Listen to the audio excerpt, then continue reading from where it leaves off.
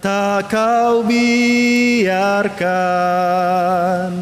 ku berjalan sendirian, sebab kau Bapa-Ku yang baik, Engkau sungguh baik. Semoga Roh Kudus menuntun hidup kita, sehingga kita boleh merasakan kehadiran Bapa yang baik di dalam kebersamaan kita, di mana kita tidak pernah sendirian. Bersama dengan orang-orang di sekitar kita, kita pun akan mengalami kesembuhan dan keselamatan. Dalam nama Bapa dan Putra dan Roh Kudus. Amin. Semoga rahmat Tuhan kita Yesus Kristus, cinta kasih Allah dan persekutuan Roh Kudus bersamamu Dan bersama rohmu. Semoga Allah yang Maha Rahim mengasihani kita, mengampuni dosa kita dan menghantar kita ke hidup yang kekal. Amin. Marilah kita berdoa. Allah Bapa yang Maha Rahim, bukalah mata dan telinga kami terhadap segala kebaikan yang telah Kau laksanakan melalui Yesus Kristus Putramu, sehingga kami dapat bersaksi bahwa semua yang dibuatnya baik. Dengan demikian semoga semakin banyak orang mengimani Putramu itu, sebab Dialah Tuhan dan pengantara kami, yang bersama Dikau dalam persatuan Roh Kudus, hidup dan berkuasa, Allah sepanjang segala masa. Bacaan dari kitab Yesaya. Katakanlah kepada orang-orang yang tawar hati, kuatkanlah hatimu, janganlah takut. Lihatlah, Allahmu akan datang dengan pembalasan dan ganjaran. Ia sendiri datang menyelamatkan kamu. Pada waktu itu, mata orang-orang buta akan dicelikkan dan telinga orang-orang tuli akan dibuka. Pada waktu itu, orang lumpuh akan melompat seperti rusa, dan mulut orang bisu akan bersorak-sorai. Sebab mata air memancar di padang gurun, dan sungai di padang belantara. Tanah pasir yang hangat akan menjadi kolam, dan tanah gersang menjadi sumber-sumber air. Demikianlah sabda Tuhan. Syukur pada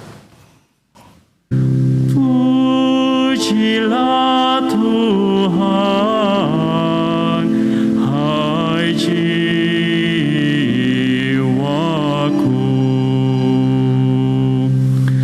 Pujilah Tuhan, hai jiwaku.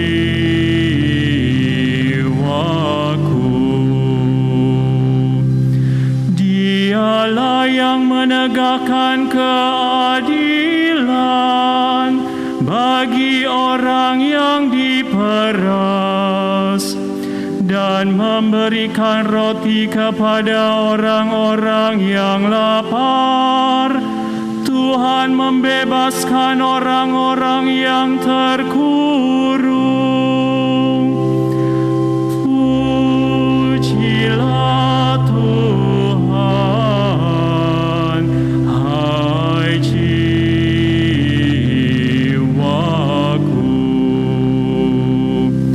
Tuhan membuka mata orang buta. Tuhan menegakkan orang yang tertunduk. Tuhan mengasihi orang-orang benar. Tuhan menjaga orang-orang asing. Pujilah Tuhan, hai jiwaku.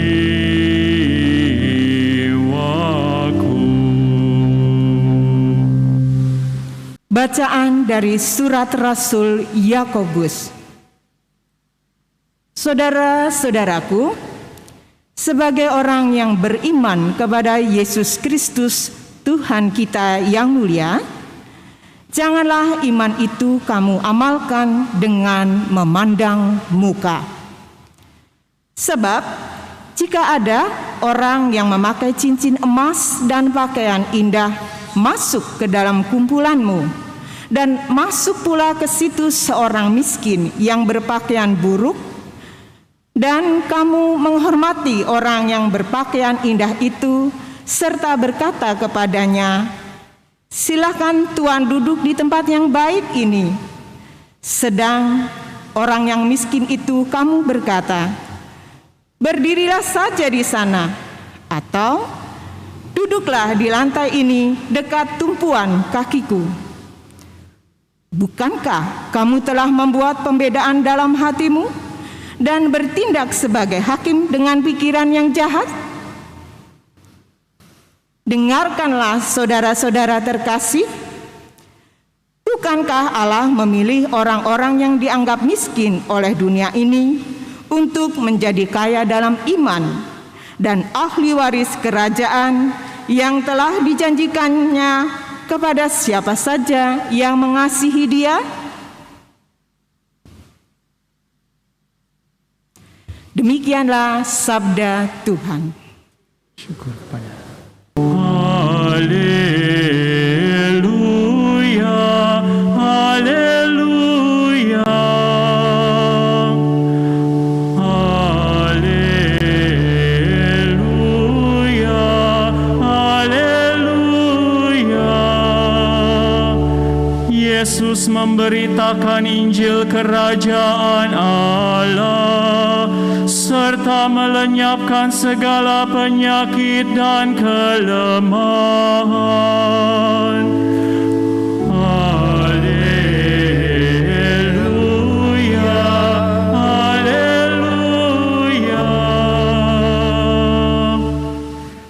Tuhan bersamamu.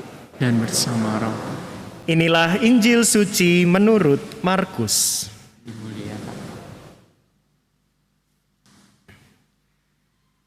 Sekali peristiwa, Yesus meninggalkan lagi daerah Tirus dan melalui Sidon pergi ke Danau Galilea, melintasi daerah Dekapolis. Di situ orang membawa kepadanya seorang yang tuli dan gagap dan memohon kepadanya supaya Yesus meletakkan tangannya atas orang itu. Sesudah Yesus memisahkan dia dari orang banyak sehingga mereka sendirian, Yesus memasukkan jarinya ke telinga orang itu. Lalu ia meludah dan meraba lidah orang itu. Kemudian sambil menengadah ke langit, Yesus menarik nafas dan berkata kepadanya, "Efata," artinya terbukalah. Seketika itu terbukalah telinga orang itu dan pulihlah lidahnya. Lalu ia berkata-kata dengan baik. Yesus berpesan kepada orang-orang yang ada di situ supaya jangan menceritakannya kepada siapapun juga. Tetapi makin dilarangnya mereka, makin luas mereka memberitakannya. Mereka sangat takjub dan berkata, "Ia menjadikan segala-galanya baik. Yang tuli dijadikannya mendengar, yang bisu dijadikannya berbicara." Demikianlah sabda Tuhan. Terpujilah Kristus.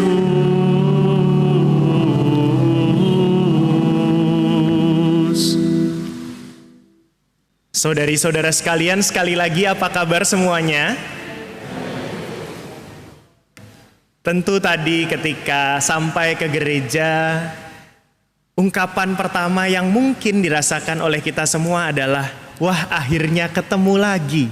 Setelah mungkin sekian lama tidak berjumpa atau berjumpa tapi tidak di gereja. Ayo coba angkat tangan, siapa yang sekarang pertama kali ketemu saya deh? Ada nggak? Wah, kok semua? Itulah saudari-saudara, opa-oma semua, ibu bapak yang kita alami saat ini, yaitu sebuah perjumpaan. Dan ternyata kita sebagai orang beriman itu hidup juga di dalam kebersamaan. Tidak ada yang benar-benar sendirian. Tidak ada yang benar-benar kita seorang diri. Maka kalau kita mau mengambil inspirasi dari bacaan sore hari ini, bagaimana Yesus melakukan mujizat bagi orang yang tidak bisa mendengar dan tidak bisa berbicara, bagi orang yang tuli dan gagap.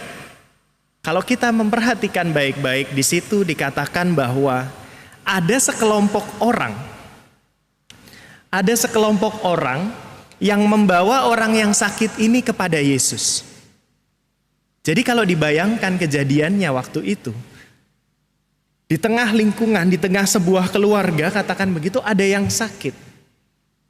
Dan orang-orang di sekitarnya yang mungkin sehat, yang mungkin tidak mengalami apa-apa, tidak mengalami kesulitan, bukannya bodoh amat terhadap orang ini. Bukannya kemudian tidak peduli terhadap orang ini. Kalau seperti dikatakan dalam bacaan kedua tadi, orang-orang di sekitar orang yang bisu dan gagap ini melayani tanpa memandang muka. Sebenarnya bisa saja mereka, ya sudahlah biarin aja itu yang sakit. Ya sudahlah biarin saja itu teman kita yang lagi kesusahan. Tapi orang-orang di sekitarnya ini punya sebuah iman, sebuah keyakinan bahwa, kalau aku membawa temanku ini kepada Yesus, tentu dia akan sembuh. Maka dikatakan dalam bacaan Injil, orang membawa dan memohon kepada Yesus. Bukan cuma nganter doang, udah lu terserah urus sendiri, enggak. Tapi sampai bilang ke Yesus, Yesus tolong sembuhkan teman kami ini. Maka sebenarnya yang terjadi pada bacaan Injil hari ini bukan hanya mujizat orang yang sedang sakit ini kemudian menjadi sembuh, tetapi kesembuhan itu menular menjadi semakin luas. Bahwa yang sembuh bukan hanya orang yang bisu dan yang gagap dan tuli ini, tetapi komunitas yang tadinya mungkin punya pengalaman tuli, tidak mendengar kesulitan orang-orang di sekitarnya, komunitas yang memiliki pengalaman gagap, tidak bisa mendoakan orang yang lagi kesusahan, juga mengalami kesembuhan. Dan ini rasanya cocok dengan situasi kita sekarang. Kenapa sih kok kita perlu menjaga protokol kesehatan? Kenapa sih kok kita perlu repot-repot daftar bela rasa? Kenapa sih kok kita perlu repot-repot memberikan bukti vaksin dan lain sebagainya? Karena problem sehat nggak sehat itu bukan cuma soal aku, tapi soal kita semua. Dan ini adalah bukti iman kita yang paling sederhana. Bukti iman kita bahwa iman kita itu tercurah dalam hidup yang nyata, dalam hidup yang sehari-hari. Dan hari ini kita boleh ingat dan bersyukur bahwa hari Minggu ini adalah hari Minggu Kitab Suci Nasional. Apa hubungannya Minggu Kitab Suci Nasional dengan usaha kita bersama untuk hidup dalam jemaat yang sama-sama saling menyembuhkan? Hubungannya adalah di dalam kitab suci kita. Di situ tertulis bagaimana Bapa sungguh mengasihi kita. Bapa yang mengasihi kita, Bapa yang tidak melihat kita siapa, tapi mencintai kita. Dan itu pula yang hendaknya terjadi di dalam komunitas kita, dalam hidup sesama. Kita nggak perlu lihat, dia karena jabatannya lebih tinggi dari aku, maka aku akan hormat kepada dia. Atau dia karena situasi ekonominya lebih baik dari aku, maka aku akan menghargai dia. Bukan itu yang dikehendaki Tuhan di dalam hidup kita bersama. Bagaimana Bapa yang baik mencintai kita tanpa batas, kita pun juga diajak mencintai sesama tanpa batas. Karena Bapa yang mengasihi kita sudah bisa mengajak kita melalui segala pencobaan. Maka kita pun juga dipanggil untuk mengajak sesama kita tetap berjuang dan bertahan di tengah segala pencobaan. Karena sekali lagi Bapa kita baik dan Bapa sungguh mengasihi kita. Engkau Bapa yang mengasihiku,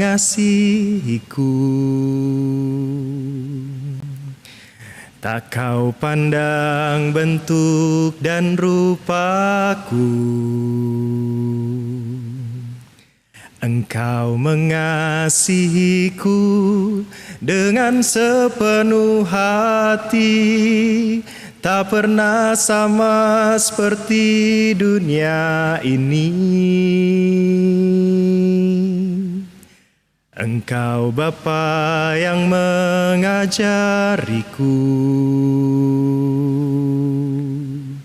melewati lewati awan yang kelabu.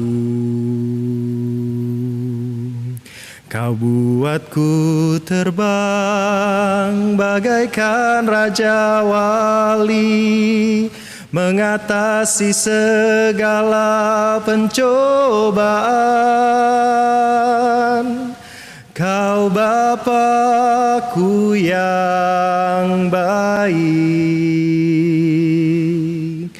mengerti bahasa tetesan air mata, tak Kau biarkan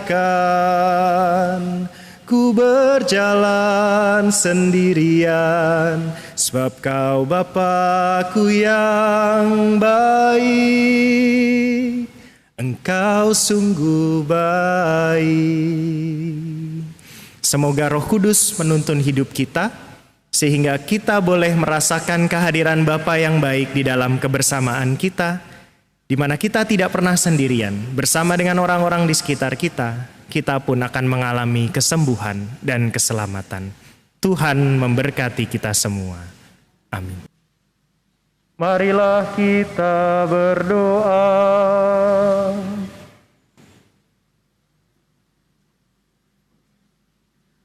Allah Bapa yang Maha Rahim, kami bersyukur atas sakramen cinta kasih-Mu ini.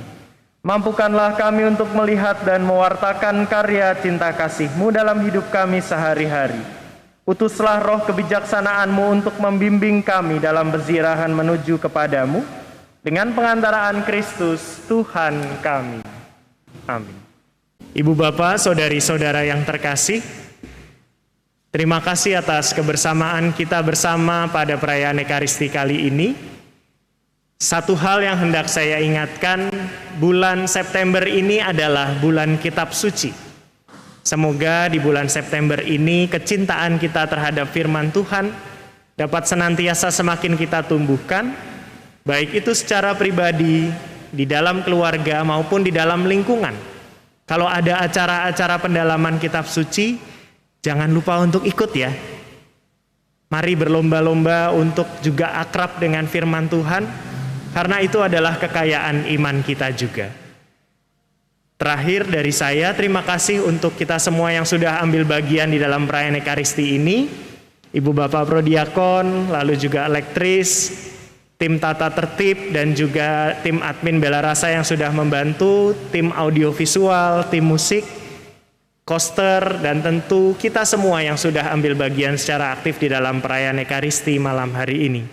Marilah sekarang kita siapkan hati kita untuk menerima berkat dari Tuhan. Tuhan bersamamu dan bersama rohmu.